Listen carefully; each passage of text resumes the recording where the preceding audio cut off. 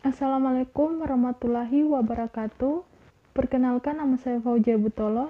Saya mahasiswa jurusan Pendidikan Guru Sekolah Dasar, Fakultas Ilmu Pendidikan, Universitas Negeri Gorontalo.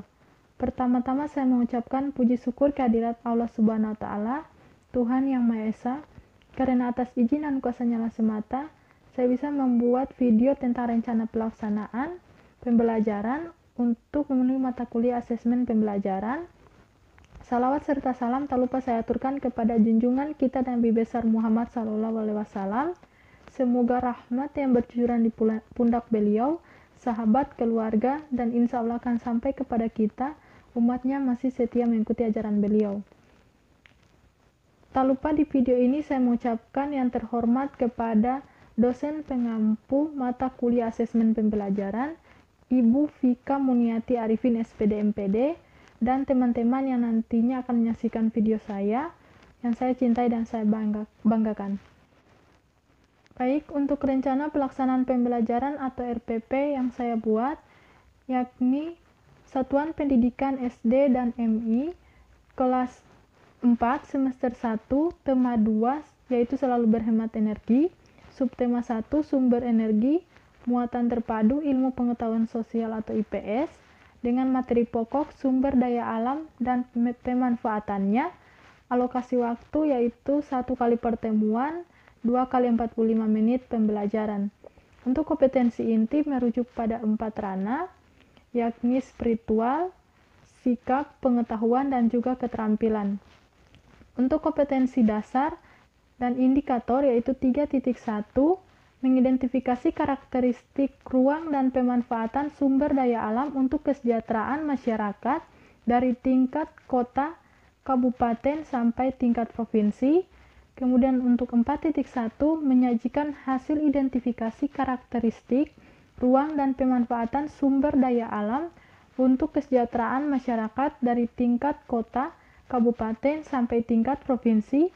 Kemudian untuk indikator pencapaian kompetensi, yaitu 3.1.1, mengidentifikasi sumber daya alam dan pemanfaatannya. Kemudian 3.1.2, menganalisis berbagai sumber daya alam dan pemanfaatannya. 3.1.3, menjelaskan berbagai pemanfaatan sumber daya alam untuk kesejahteraan masyarakat. Kemudian 4.1.1, menyajikan hasil sumber daya alam dan pemanfaatannya dalam bentuk tulisan. Kemudian 4.1.2, menyebutkan pemanfaatan sumber daya alam untuk kesejahteraan masyarakat dalam bentuk tulisan yang sistematis. Kemudian untuk tujuan pembelajaran, yang pertama, setelah menyimak penjelasan guru, siswa mampu mengidentifikasi sumber daya alam dan pemanfaatannya dengan tepat. Yang kedua, setelah membaca teks dan mengamati gambar, siswa mampu menganalisis berbagai sumber daya alam dan pemanfaatannya.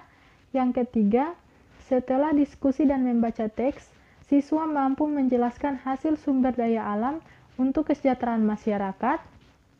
Yang keempat, melalui diskusi dan kerja kelompok diharapkan siswa mampu menyajikan hasil sumber daya alam dan pemanfaatannya dalam bentuk tulisan.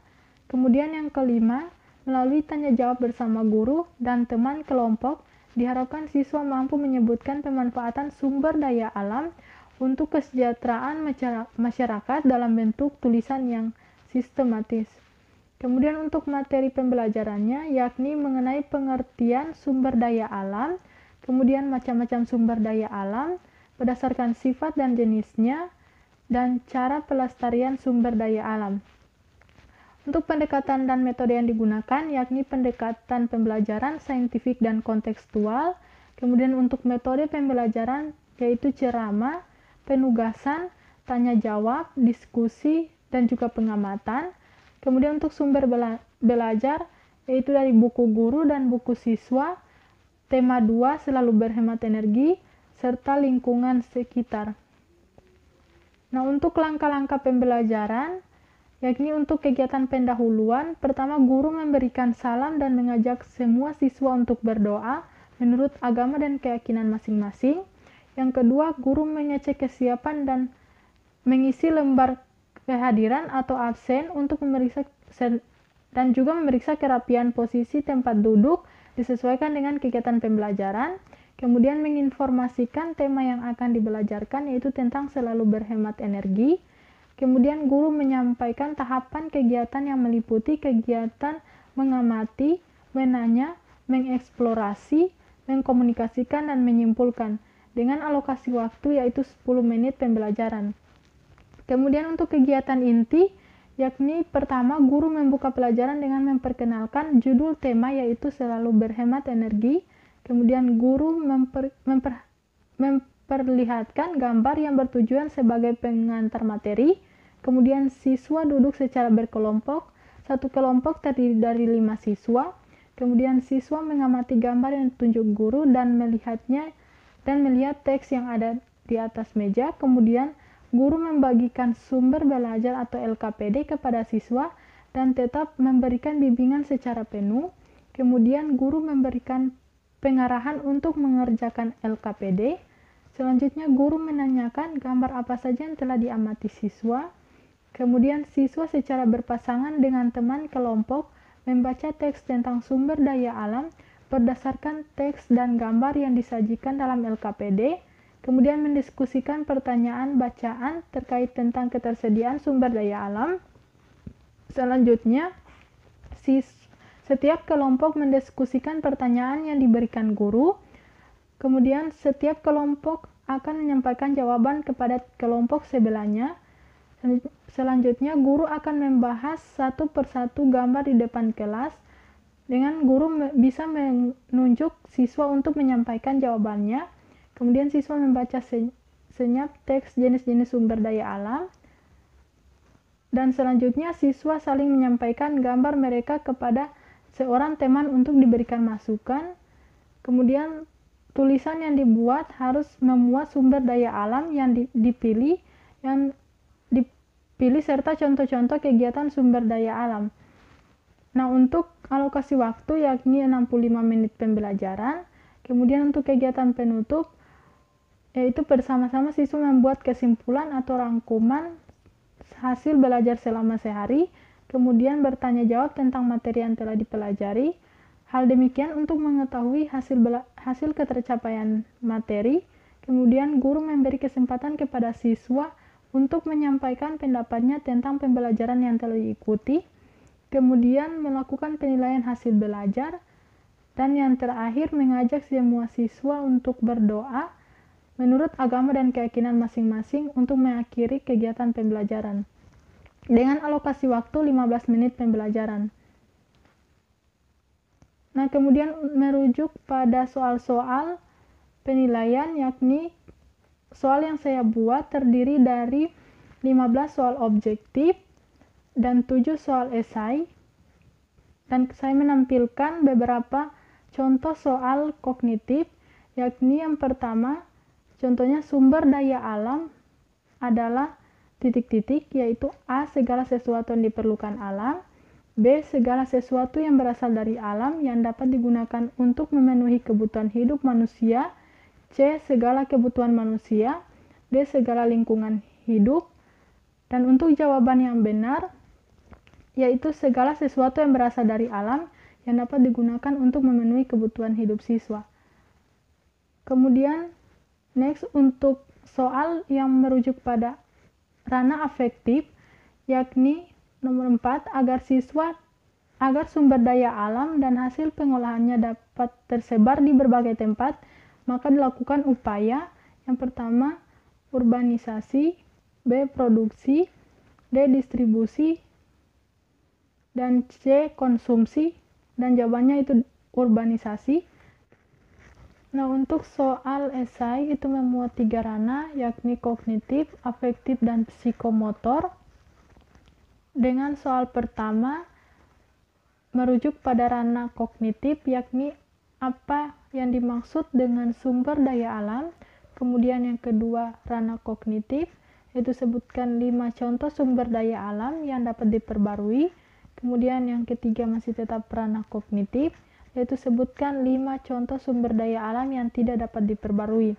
Kemudian untuk ranah afektif, yaitu soal nomor 4, kehidupan manusia tidak dapat dipisahkan dari lingkungan alam dan lingkungan sosial. Maka dari itu kita harus bijak dalam pemanfaatan sumber daya alam, sehingga menurut siswa apa yang akan terjadi jika tidak mau menghemat penggunaan air dan listrik. Kemudian untuk soal nomor 5, Indonesia sangat terkenal dan kaya akan sumber daya alamnya, namun mengapa luas hutan di negara kita semakin menurun setiap tahunnya? Tuliskan pendapat siswa. Kemudian soal nomor 6 dan 7 itu memuat ranah psikomotor, yakni soal nomor 6, carilah 4 daerah penghasil batu bara di Indonesia. Kemudian yang ke-7, carilah sumber daya alam yang dapat diuraikan dan tidak dapat diuraikan di lingkungan sekitar siswa, serta buat dalam bentuk tabel.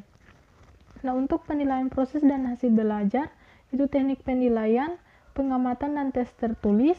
Kemudian untuk prosedur penilaian, terdapat tabel, yakni nomor, aspek yang dinilai, teknik penilaian, waktu penilaian, dan juga instrumen penilaian. Untuk aspek yang dinilai yakni sikap, terdapat kerjasama, tanggung jawab, dan juga jujur. Kemudian untuk teknik penilaian menggunakan pengamatan, waktu penilaian saat proses pembelajaran, kemudian instrumen penilaian yaitu lembar pengamatan. Kemudian untuk yang kedua, pengetahuan, yakni menjelaskan sumber daya alam dan pemanfaatannya, teknik penilaian yaitu tes tertulis, waktu penilaian saat akhir pembelajaran, kemudian instrumen penilaian yaitu penyelesaian soal individu. Kemudian aspek yang dinilai yang ketiga yakni keterampilan, yakni mengidentifikasi sumber daya alam yang dapat diperbarui dan tidak dapat diperbarui di lingkungan sekitar, teknik penilaian, pengamatan, waktu penilaian saat penyelesaian soal dalam kelompok, kemudian instrumen penilaian, lembar pengamatan yang terlampir. Kemudian untuk instrumen penilaian, yakni penilaian sikap, terdapat indikator, tanggung jawab, kemampuan bekerja sama, sikap jujur dalam mengerjakan tugas.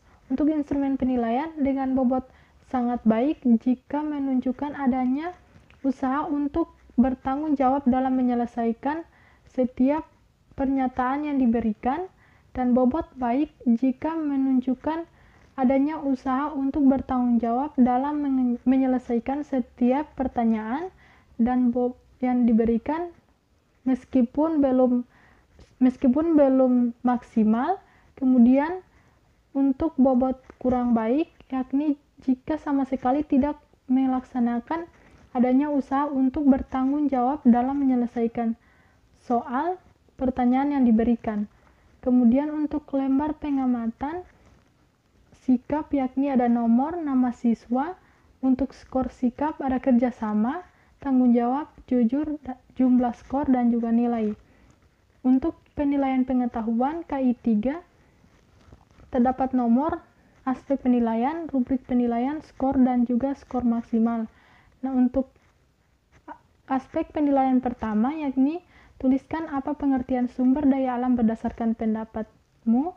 Kemudian rubrik penilaian, jika mampu menguraikan jawaban soal maka dengan benar, maka skor nilai 20, dan jika ada sedikit kesalahan dalam menguraikan jawaban soal maka skor nilai 10, dan jika tidak ada jawaban maka skor nilai 0. Kemudian aspek penilaian yang kedua, sebutkan macam-macam sumber daya alam berdasarkan sifat dan jenisnya dengan rubrik penilaian. Jika mampu menguraikan jawaban soal dengan benar, maka skor nilai 30. Dan jika ada sedikit kesalahan dalam menguraikan jawaban soal, skor nilai 10. Kemudian jika tidak ada jawaban, maka skor nilai 0. Kemudian untuk aspek penilaian yang ketiga, bagaimana cara pelestarian sumber daya alam dengan rubrik penilaian. Jika mampu menguraikan jawaban soal dengan benar, maka skor nilai 50. Dan jika ada sedikit kesalahan dalam menguraikan jawaban soal, skor nilai 10, dan jika tidak ada jawaban, skor nilai 0. Skor maksimal 100. Dengan keterangan, jawaban pertama skor nilai 20, jawaban kedua skor nilai 30, kemudian jawaban ketiga skor nilai 50. Tidak sesuai kunci jawaban, skor nilai 0. Dengan rumus nilai akhir, jumlah nilai yang diperoleh per jumlah skor tertinggi dalam kolom kali 100%. Kemudian untuk penilaian keterampilan KI 4, yakni ada tabel kriteria anggota kelompok sangat baik, bobot 4, baik 3, cukup 2, dan perlu pendampingan 1. Skor mengenai kriteria penilaian yakni kelengkapan tabel dan keterbacaan tabel. Petunjuk penskoran yaitu rumus skor akhir sama dengan jumlah perolehan skor per skor maksimal kali 100%. Nah, terima kasih.